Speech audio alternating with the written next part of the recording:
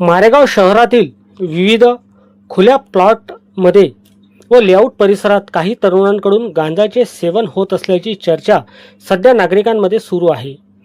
दुपार, सायंकाळ तसेच रात्रीच्या अंधारात काही युवक सिगारेटमध्ये गांजा भरून त्याचे सेवन करत असल्याचे चित्र परिसरात दिसून येत असल्याची पुकार नागरिकांमधून ऐकावयास मिळत आहे. स्थानिकांच्या म्हणण्यानुसार वाढत्या व्यसनहीनतेमुळे काही तरुणांचे आरोग्य धोक्यात आले असून नशेच्या अवस्थेत सार्वजनिक ठिकाणी गोंधळ घालणे, भरधाव वेगाने रेसर दुचाकी चालविणे तसेच सायलेन्सरमध्ये बदल करून मोठ्या आवाजात फायरिंगसारखे ध्वनी निर्माण करत नागरिकांना त्रास देण्याचे प्रकार वाढत असल्याचा आरोप केला जात आहे. हम मारेगांव शहर में हैं। मारेगांव शहर 10,000 से अधिक आबादी वाला शहर है। ग्राम पंचायत से नगर पंचायत है। विकास की गंगा बहने लगी, रास्ते, नालियाँ, इमारतें बनने लगी, कॉलेज, स्कूलें, इंग्लिश स्कूलें, मराठी स्कूलें, सब कुछ है। परंतु यहाँ का युवा एक गांजे की लत में पिछले 10 से 12 वर्षों से जुटा हुआ है। देखते देखते 7वीं 8वीं क्लास से लेकर ग्रेजुएशन तक के युवा गांजे की लत में पड़े हैं। आज हम एक लेआउट के वट्टे पर बैठे हुए हैं। ये एक गांव के बाहर वनी रोड पे स्थित एक लेआउट है। यहाँ पर इस लेआउट में झाड़ झुड़पियाँ बड़े पैमाने पर देखने को मिल रही है। तो इसी वट्टे पर, इसी बेंच पर शाम में, दोपहर में युवा बैठकर सिगरेट के अंदर गांजा भरकर गांजे का दम खींचते हैं। जिस बात का अंदाज़ा नहीं लगाया जा सकता कि मारेगांव शहर में 2 से 3 जगह और ग्रामीण क्षेत्र में एक जगह गांजा आखिर आता कहाँ से है और आने के बाद इसकी बिक्री किस पद्धति से होती है। बताया जाता है कि 100 रुपये में एक पुड़िया गांजे की मिली करती है और ये युवा इसे बड़े शौक के साथ सिगरेट में भरकर उसके कश पे कश लगाए जा रहे हैं। मारेगाव शहरात सुमारे 100 रुपयात गांजाची पुडी सहज उपलब्ध होत असल्याची ही चर्चा असून हा अंमली पदार्थ नेमका कुठून येतो, त्याची विक्री कोण करतो आणि त्यामागचे कोणते जाळे कार्यरत आहे याचा शोध घेणे हे पोलिसांसमोर मोठे आव्हान असल्याचे नागरिकांचे म्हणणे आहे. दरम्यान शहर व तालुक्यातील गांजा विक्रेते तसेच अंमली पदार्थाचे सेवन करणाऱ्यांविरुद्ध पोलीस प्रशासनाने विशेष मोहीम राबवून कठोर कारवाई करावी अशी मागणी नागरिकांकडून केली जात आहे. इसी वट्टे पर, इसी लेआउट में अभी NS बाइक से आकर 2 युवकों ने गांजे का कश लगाया है। उसकी बदबू अभी नाक से गई भी नहीं और 2 युवा एक बाइक पे बैठे हुए, ये भी आप चित्र में देख रहे हैं। इसी के चलते शहर में बाइक सवारों को आतंक, जगह जगह रात्रि में युवाओं के ग्रुप, यानी कानून की सरेआम धज्जियाँ उड़ाते मारेगांव शहर में देखने को मिल रही है।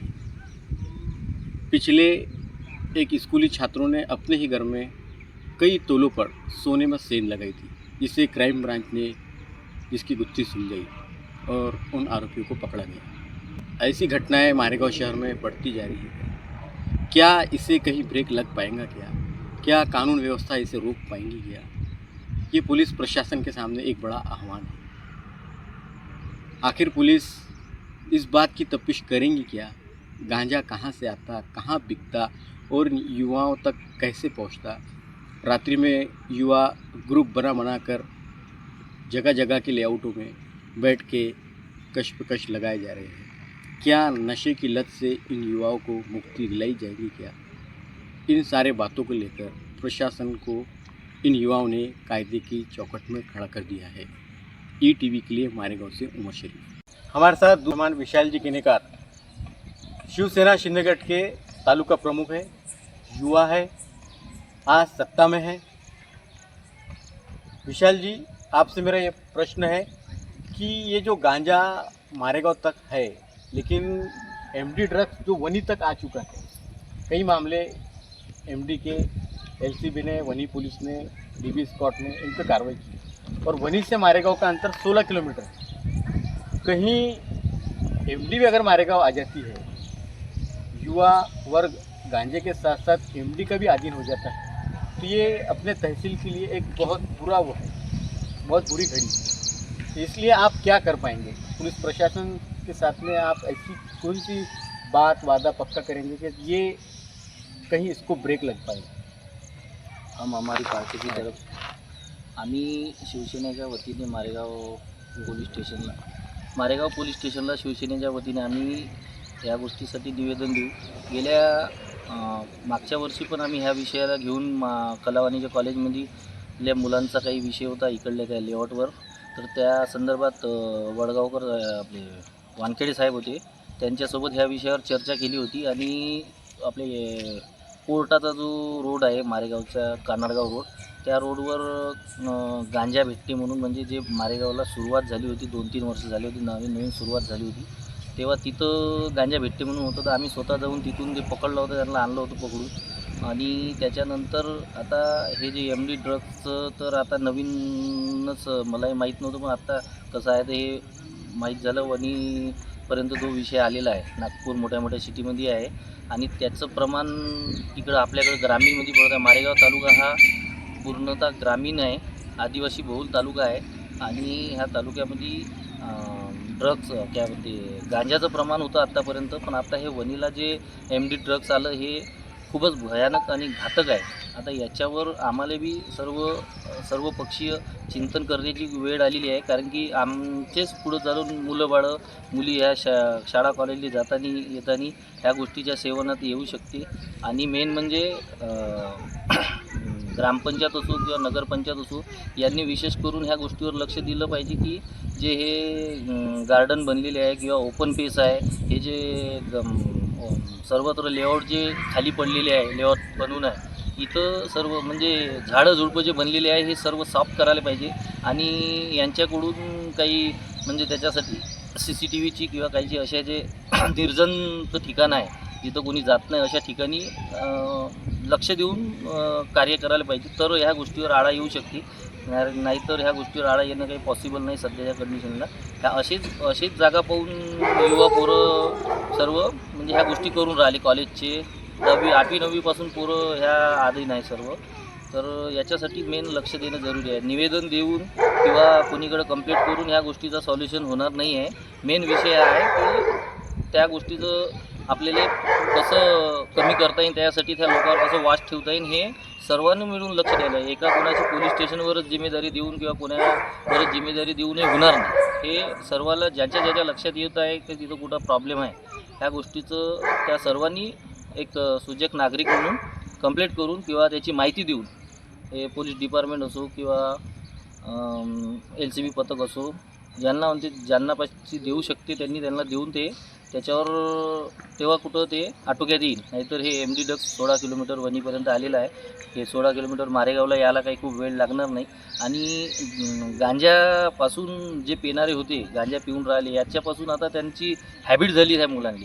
याच्याकरतानी म्हणजे त्यांना चढत नाही किंवा त्याचा नशा होत नाही, म्हणून ते आता MD ड्रग्सकडे जाण्याच्या मार्गावर आहे.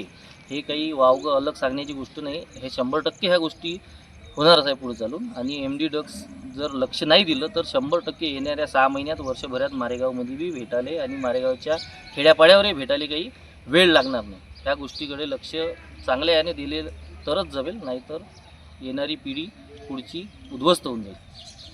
विशाल जी ने बहुत अच्छा विषय लिया यहाँ पर कि गांजे के जो आदीन है वो कुछ ही दिन के बाद MD के भी आदीन होने में समय नहीं लगेगा। वनी में MD आ चुका है, मारेगांव आने में समय नहीं लगेगा। दूसरी बात, जैसा कि आज हम इस गार्डन में मौजूद है, ये शहर का गार्डन है, गार्डन खंडर में तब्दील हुआ है। यहाँ पे झाड़ी झुड़पे है, यहाँ पर युवा वर्ग रात्रि में दोपहर में छुपे पद्धति से बैठकर गांजे का सेवन बड़े पैमाने पर कर रहे हैं। इस जगह नगर प्रशासन ने भी CCTV कैमरे लगाने चाहिए, पुलिस प्रशासन की भी नज़र रहनी चाहिए, LCB की भी नज़र रहनी चाहिए। देखते हैं इस और मारेगांव पुलिस क्राइम ब्रांच क्या करती है। ETV के लिए मारेगांव से उमर शरीफ। ETV में हमारे साथ खास मेहमान अंकुश जी माथुर, जो कांग्रेस के वरिष्ठ नेता और तालुके के कार्याध्यक्ष हैं, हमारे साथ जुड़े हैं आज ETV न्यूज़ में। अंकुश जी से मेरा यही प्रश्न है कि मारेगांव तहसील में गांजे की लत दिन ब दिन बढ़ती जा रही है, युवा गांजे के कश पे कश लगाए जाते जा रहे हैं और जिस वजह से युवाओं का स्वास्थ्य बिगड़ता जा रहा है। हर माता पिता की ख्वाहिश है मेरा बच्चा पढ़ लिख कर कुछ बढ़े, लेकिन यहाँ पर युवा बाहर गांव से आकर किराए के घर में रहकर शिक्षा हासिल कर रहे हैं, परंतु शाम में गांजे के कश लगाए जा रहे हैं। इसके साथ में शहर भर के और तहसील के भी युवा, छोटे से बड़े, बड़े से छोटे, सभी इस नशे में लिप्त हैं। तो अंकुश जी, आपसे ये मेरा प्रश्न है कि आपने सामाजिक हित के लिए कई आंदोलन किए, रास्ते का आंदोलन किया, किसानों के हित के लिए आंदोलन किए, सब कुछ किया। आप सामाजिक राजकारण के साथ समाजकारण भी करते हो, तो ये गांजे को कहीं ब्रेक लगे और युवाओं का जो स्वास्थ्य खतरे में है, इससे बच पाने के लिए आप प्रशासकीय स्तर पर क्या उपाय योजना करेंगे, क्या कोशिशें करेंगे? खऱ्या अर्थानं आपल्या चॅनलच्या माध्यमातून अतिशय चांगला प्रश्न या ठिकाणी मारेगाव तालुका आणि शहराच्या माध्यमातून आपण या ठिकाणी मांडला. खऱ्या अर्थानं या मारेगाव शहरामध्ये अनेक ग्रामीण भागातून विद्यार्थी शाळा शिकण्याकरता येत असतात, कॉलेजेस करण्याकरिता येत असतात.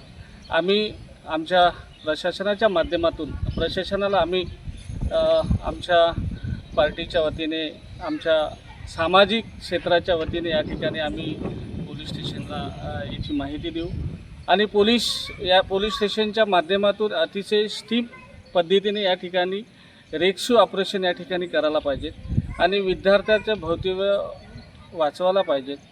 कारण लहानपणापासून मोठं होईपर्यंत त्यांचे आईवडील या ठिकाणी मुलांना मोठं करतात आणि मुलं जेव्हा कॉलेजला जातात, खऱ्या अर्थाने आपण जो प्रश्न केलेला आहे त्या प्रश्नाच्या माध्यमातून मुलाचे आईवडिलांना वाटते की आपला मुलगा शहराच्या ठिकाणी शाळा शिकायला जातो, पण ह्या येणाऱ्या दिवसामध्ये, ह्या कलियुगाच्या काळामध्ये खऱ्या अर्थाने इथे दिसत आहे का लहान लहान मुलं 17-18 वर्षाचे, 14 वर्षाची मुलं ड्रग्स घ्यायला लागले, गांजा घ्यायला लागले. मित्रांनो, हे अतिशय दुर्दैवी आपल्या तालुक्यासाठी आहे. यासाठी कुठेतरी प्रतिबंध व्हायला पाहिजे, अशीच आम्ही या सामाजिक क्षेत्राच्या माध्यमातून या ठिकाणी मागणी करतोय. ये थे हमारे साथ अंकुश जी माफुर. अंकुश जी ने ये कहा कि गोपनीय पद्धति से अगर इसका ऑपरेशन किया गया, स्टिंग ऑपरेशन किया, तो ज़रूर बेचने वाला और गांजा का सेवन करने वाला पकड़ा जा सकता है.